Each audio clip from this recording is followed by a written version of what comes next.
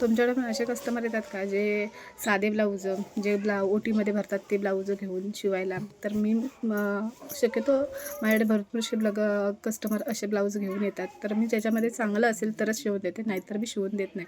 कारण उगाच शिवणार आणि त्याची शिलाई फुकट जाणार. तर मी त्यांना सांगते की त्याचा शिवून उपयोगच नाही आहे.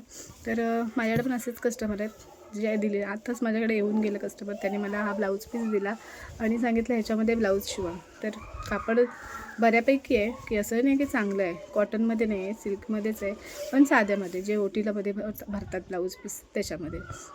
तर यांचे हात आहेत 9चे. तर ह्याच्यामध्ये जर बसला तर बघेल, तर 80 सेंटीमीटर पण नसतात, 70-75 सेंटीमीटर असतात. तर अशामध्ये असे ब्लाऊज पीस मी शिवते. तर तुमच्याकडे पण असेच ब्लाऊज पीस येतात का शिवायला? तर कमेंट करून नक्की सांगा. आणि माझ्याकडे येतात आणि मी ते शिवते.